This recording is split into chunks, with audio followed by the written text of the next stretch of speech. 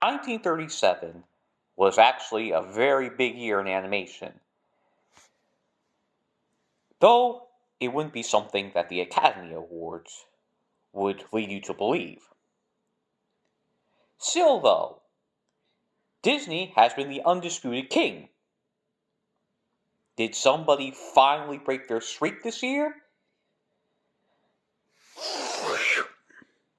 Nope, not at all. They won again in 1937 with The Old Mill, directed by Wilfred Jackson, in what is probably his most important work for the studio. Despite being a silly symphony, this isn't really silly at all. It's actually one of the first dramas in the animated market. The plot, as it is an old mill being destroyed in a storm, all while barnyard animals try to survive it. Sounds simple, doesn't it? Well, you cannot believe how utterly scary this short is, especially with the storm raging on in regards to that. But it also has technical prowess in addition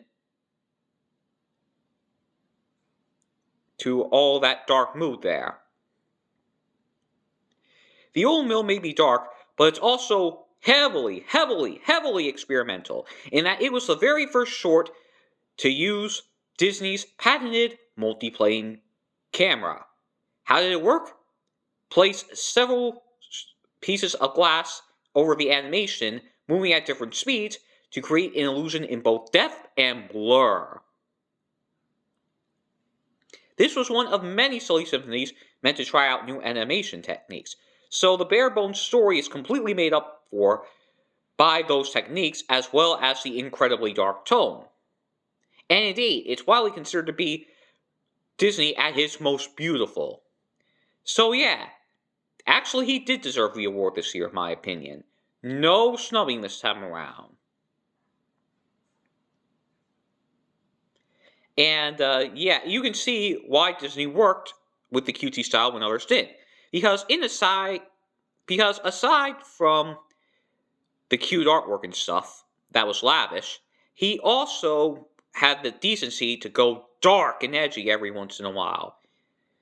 There's some black comedy in his more comedic shorts. And on top of that, he also had some serious drama going on that was as frightening as possible. He would not shy away from it. One of the most blatant imitators, Van Buren, had shut down during this time. And there were many others who were still imitating him that weren't shut down. Speaking of Van Buren, I forgot to mention this the last video. Van Buren shut down in 1936. That was the previous year. And MGM with enough.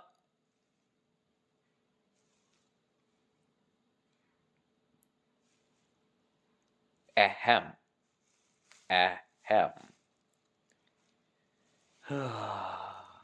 From the top. Van Buren had shut down the year prior, and the Harmonizing Studio would shut down the year after. These were the most prominent Disney imitators during this period. And speaking of MGM, their Happy Harmonies were the most successful Disney imitators of a lot, in spite of being blatant Disney imitators. This might be because Harmonizing actually did have some tricks up their sleeve every now and then. One of those tricks, however, was not To Spring. Despite its positive reception, it wound up being the only Happy Harmonies released by MGM during Harmonizing's first phase there, not to be directed by Harmon or Ising. Instead, it was directed by a rising star who, he's obscure, he probably doesn't matter in the long run, William Hanna. Yeah, William Hanna. Now, you probably know who he is if you're a real animation fanatic, but if you don't know, I'll just wait until the climax.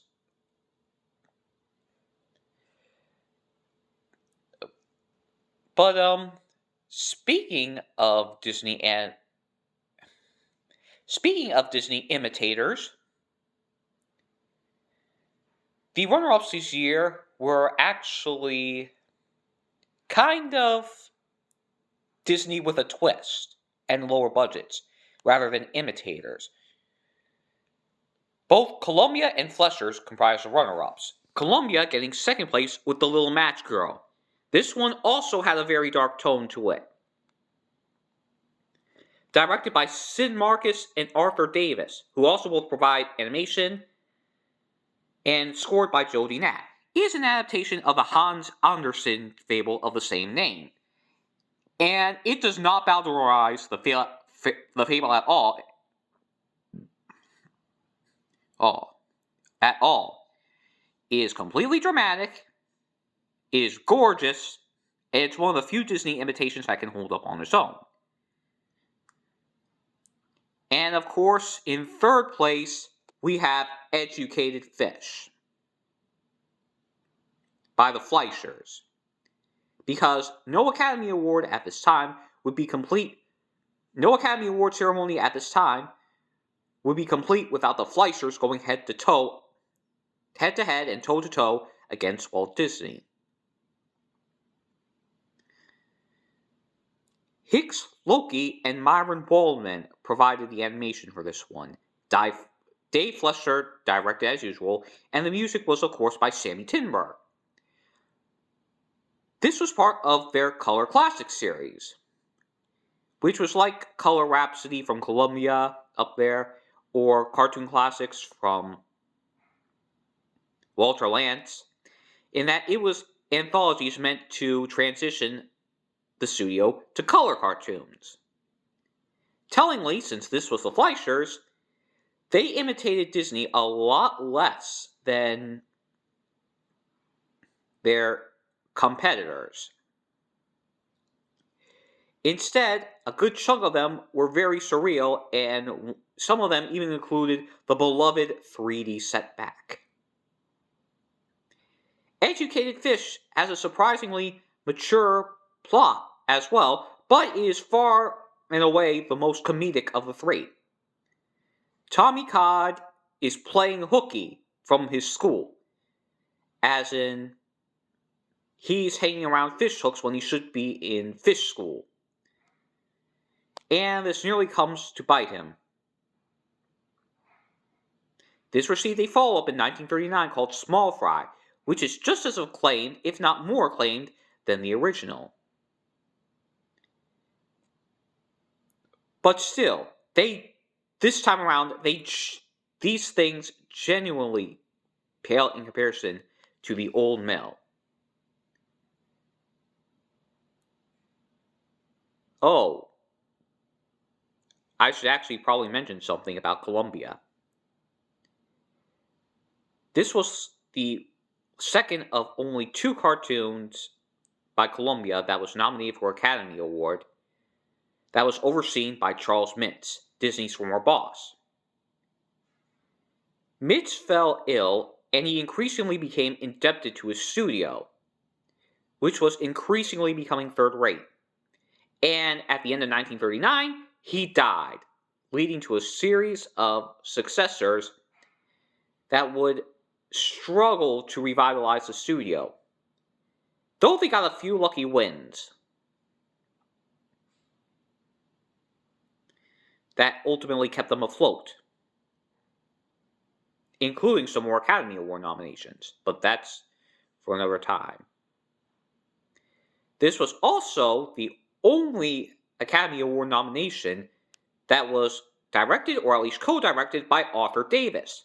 He and Sid Marcus were buddies at Screen Gems. But in 1941, Art Davis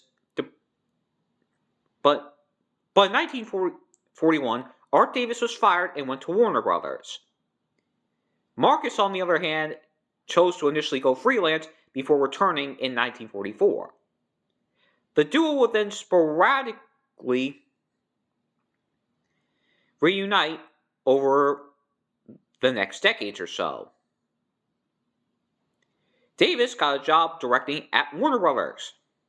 Sid Marcus was his initial choice, but by the time he finally got him, his unit shut down.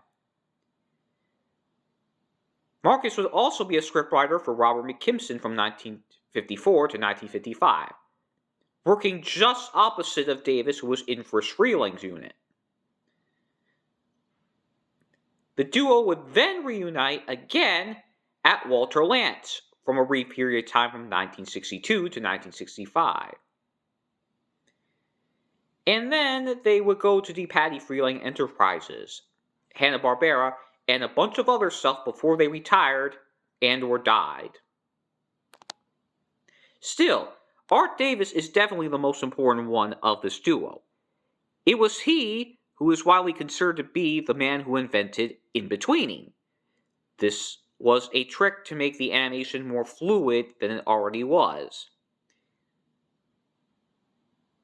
He also tapped out the famous Follow the Bouncing Ball in all those screen songs by the Fleshers and song cartoons.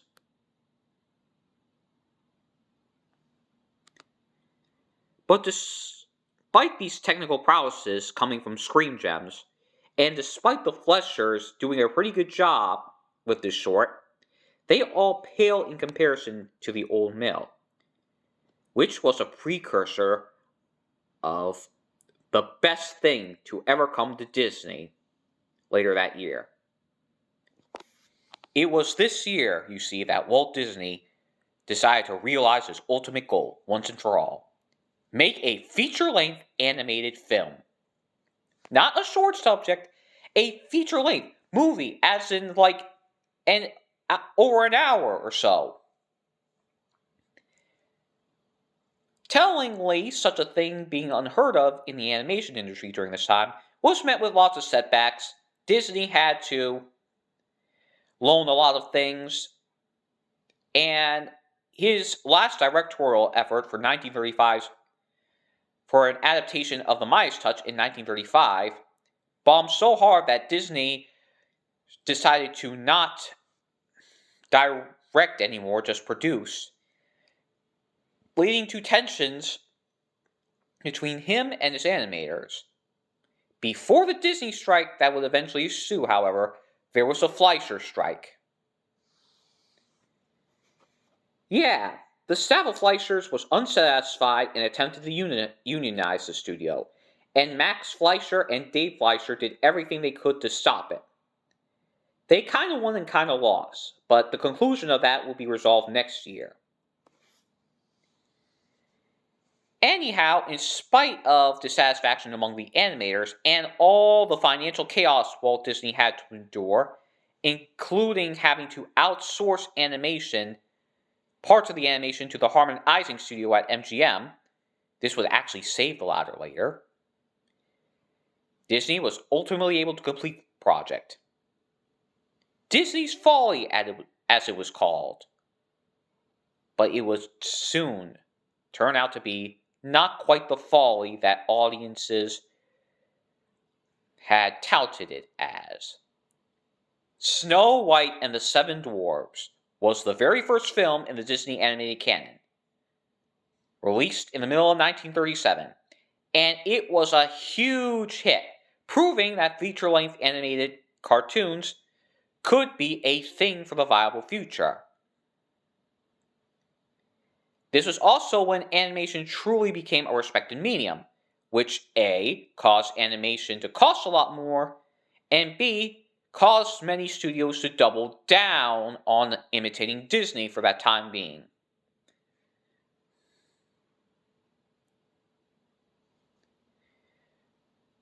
But for now, let's not get all Debbie Downer and praise Walt Disney for his technical achievement that will bring him fortune for years to come.